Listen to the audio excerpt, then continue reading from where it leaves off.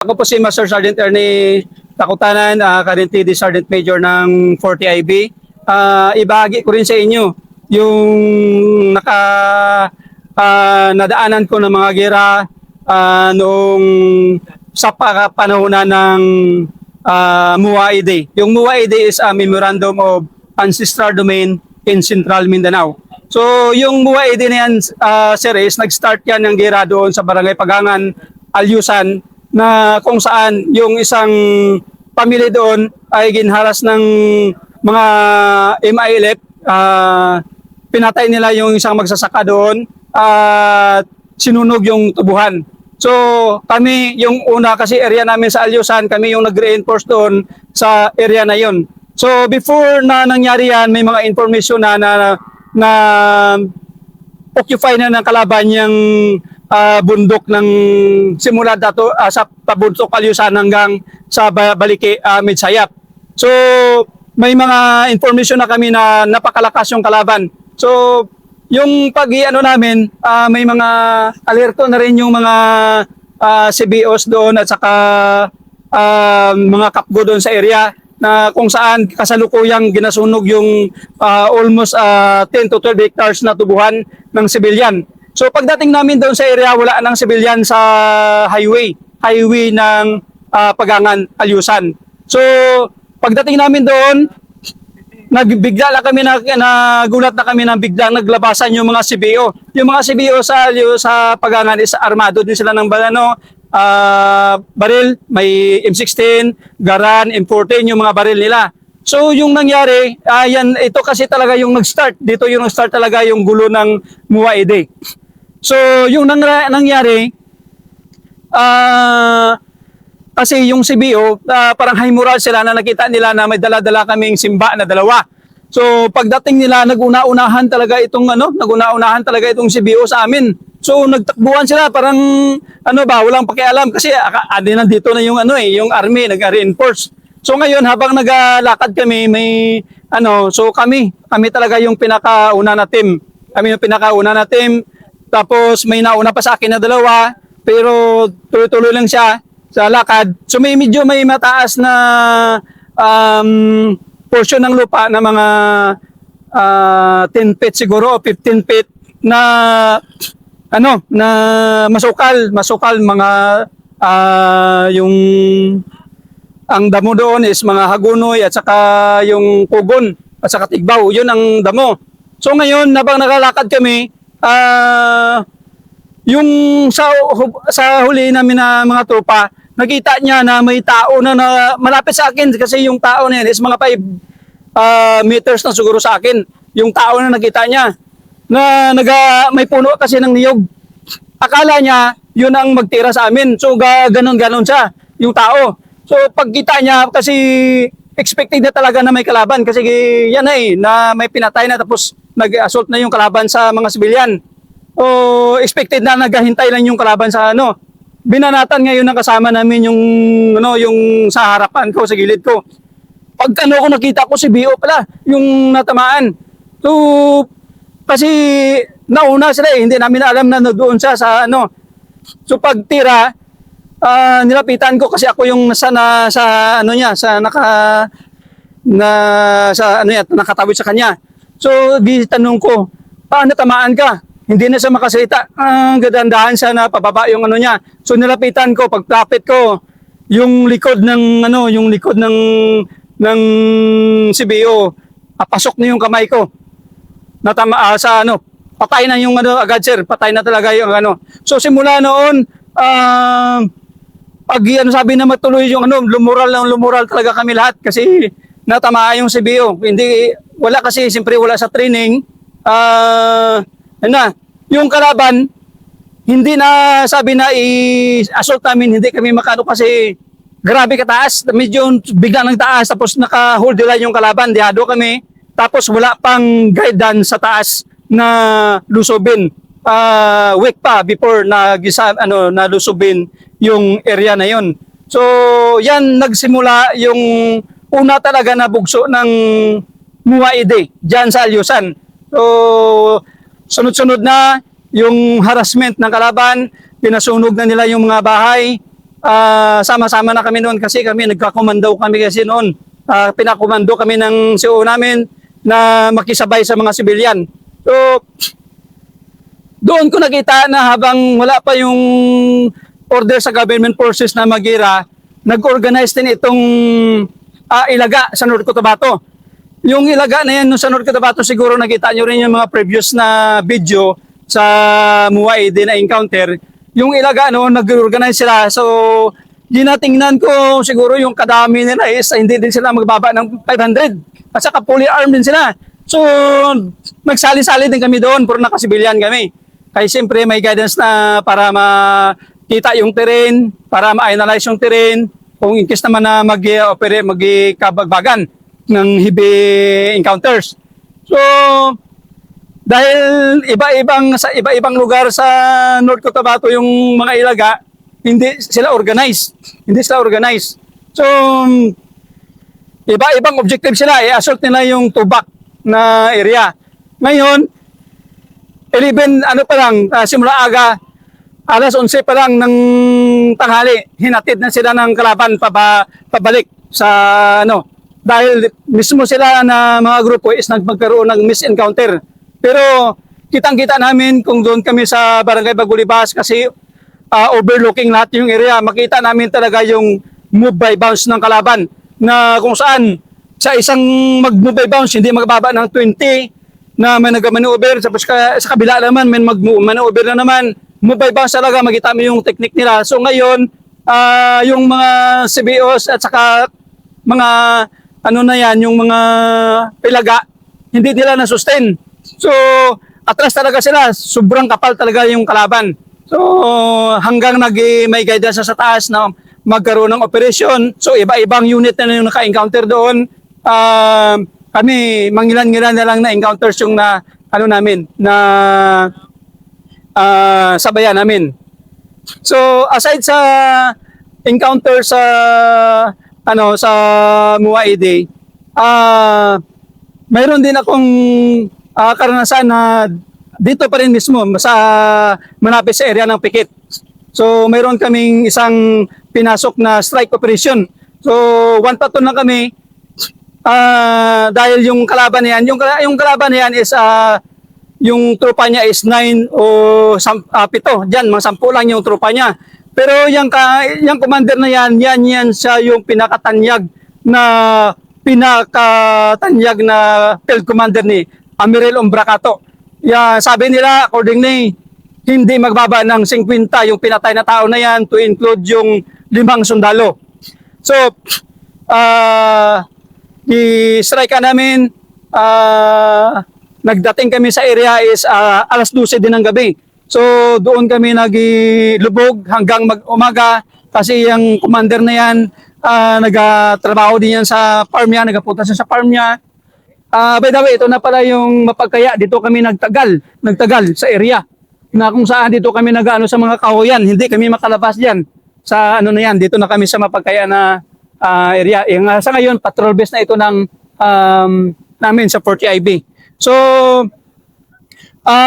habang kami doon sa area, naglubog kami, hinihintay namin na magsapit yung madaling araw. So, yung baril namin is heavy talaga yung baril namin kasi sabi nila yung commander na yan hindi matablan at saka mahirap tamaan. Kasi grabe kalakas na yung anting-anting ng commander na yan. So yung dala namin, 3 minimi, isang M60, sa akin M203 yung baril ko, may dala pa kami na tubo, at saka lahat kami is maitak. Para kung sakali talaga na hindi matablan, is pagtulong-tulungan namin ng bunal, at saka tagain namin, pagtulong-tulungan namin. So, habang nagpunta siya sa farm, yung kanyang bodyguard, iba yung ruta. Yung bodyguard talaga niya sama-sama is 7 at saka siyang palagi yan yung kasama niya. So ngayon, siguro siyempre wala siya nag-expect na tirahin siya lang mag-isa sa side na pistuhan namin. Yung pistuhan niya na tirahin namin, dyan talaga sila nagababa sa area na yan. So, plano talaga namin is walupin namin sila pagdating nila lahat. So, maswerte yung kasama nila kasi hindi nakasama sa commander na yan. So, sa nakikita ko, sa experience ko sa pagtira namin is yung element of surprise. So, sabi nila na hindi matablan, sabi nila sobrang tapang kasi sobrang 50 na yung pinatay ng commander na yan.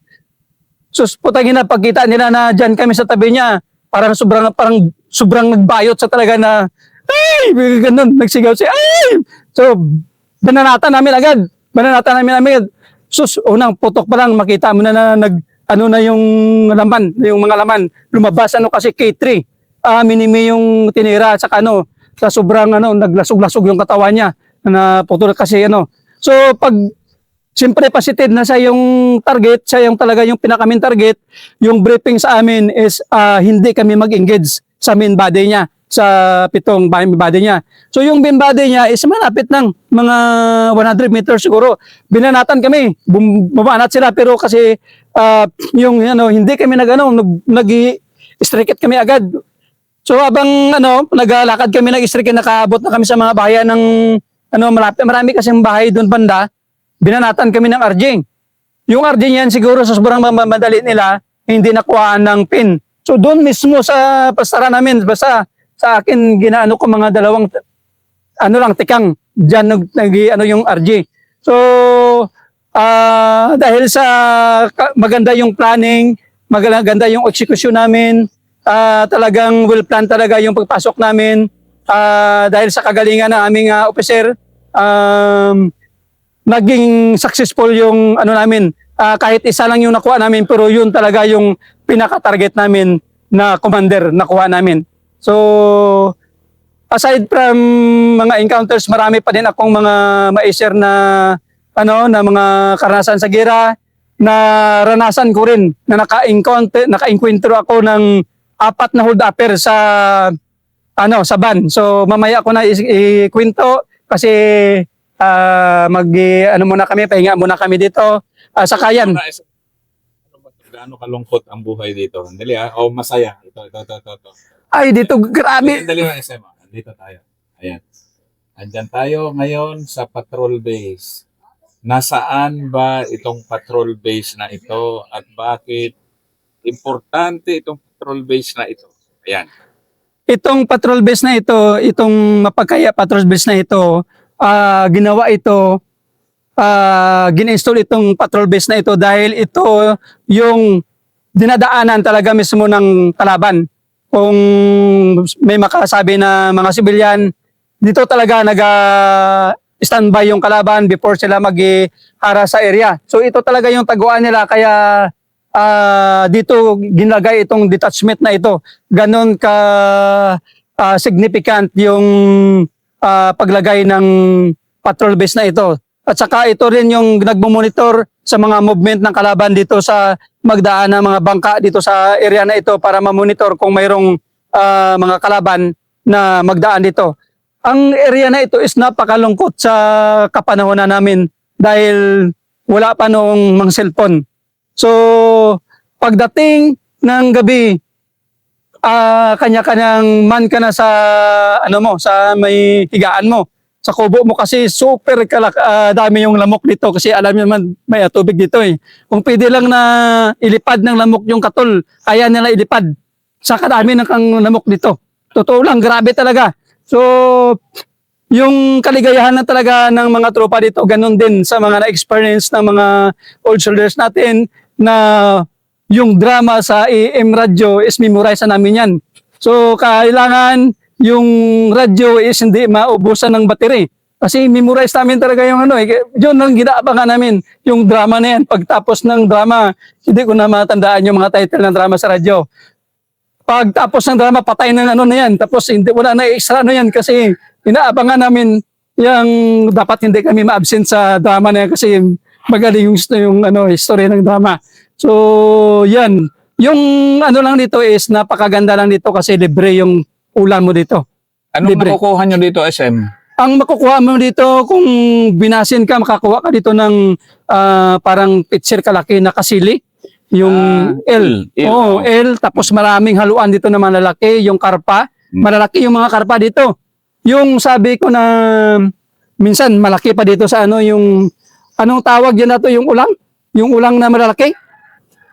Yung Ulang ulang? na parang shrimp. Oo, shrimp na mahaba. Malaki yan, sir. Mahal masyado yan. Dati noon, yung kilo is 750. Noon pa. Na ano, iwan ko ngayon siguro sobra 1,000 na. So, karpa, tilapia, marami. Yun, ang ano dito, nakaganda lang dito. Pero talagang sobrang lungkot kung dito ka ma-assign. Parang kung mahina lang yung ano mo, yung loob mo dito, parang mag-awol ka dito. Siyempre, isip mo palagi sa family. Pero dahil sa motivations ng mga senior NCOs, ganun lang talaga yan. Hindi tayo buong buhay na nandito tayo ma-assign. Yan is a part ng trabaho natin. So, atiis lang. May dating na yung panahon na malipat din tayo. Bilang Sergeant Major ngayon, SM, paano mo ni-inspire yung mga bata, kabataang sundalo ngayon na, di ba, normal itong mga ganitong sitwasyon ba? Pero kung hindi mo nadaanan to, hindi mo rin, wala ka rin maipagyayabang, wala ka rin maikwento, di ba? Oo. So, ini-inspire ko talaga yung tropa, lalo na kung makikita ko talaga na parang may lumural. So, kinukwentuhan ko sila ng sobra pa yung nadaanan namin. Sobra pa yung nadaanan namin na mabuti na nga ngayon. Pwede kayo maka-video call, makikita nyo yung pamilya nyo. Sa amin, hindi namin makita yung pamilya namin. Wala pang cellphone noon kasi nagdating yung cellphone is 2,000 na yata yung nang paglabas ng cellphone. So, grabe. Halos ka talaga. Tapos, kailangan mo talaga dito ng maglakad hanggang doon. Kung mababa yung tubig, kailangan mo maglakad doon na doon ka makasakay ng ano. So grabe yung mga sacrifices namin. Na-assign pa ko doon sa ano, doon sa may ano, ginasabi ko yun sa kanila, na-assign kami doon sa may balabak doon sa Pikit, doon sa may area mismo malapit sa boundaries ng ano ng Carmen, na kung saan kung magpunta ka doon, sakay ka talaga sa bangka. So yung bayad namin noon is 30 pesos. Malaki na yan sa panahon na yan, 30 pesos. So siguro ngayon, baka yung bayad sa bangka is sobra 100 na. So doon, napakalungkot din doon. Pero hindi kami nag-negative. Hindi kami nag-negative hanggang naabot ko itong ano na ito. So 28 years na ako and 7 months sa service. So yung mga experience ko na naabot ko yung ano, sinishare ko sa kanila para tularan nila yung mga nadaanan namin at saka ginaguide namin sila na hindi nila pababayaan yung kanilang karir. So, i-program nila yung karir nila para maabot din nila ang mga positions na naabotan namin. Grabe, Sema. So dito tayo ngayon sa iyong ito ang dating lungga ni Sergeant Major. Yan. Na ikaw kung senior leader ka, ayan, ito ang mundo niya. Ito yung mundo niya. Ayan, happy siya rito. Pero yan normally ang isang detachment ng Army. And wala nang mas frontline dito sa area na Yes, sir. saan kami ngayon. Nakabalik ako dito ngayon is 18 years simula pag-alis namin. So 18 years, imagine mo, kung nakabalik pa ako dito sa area na ito. Nakabalik. Dito kasi kami nag-private sa Pikit. So, paikot-ikot lang kami. Ang unit namin paikot-ikot lang sa Maguindanao, Sultan Kudarat at saka dito sa North Cotabato. Kaya nakabalik din kami dito ngayon sa area na ito. Welcome back, SM.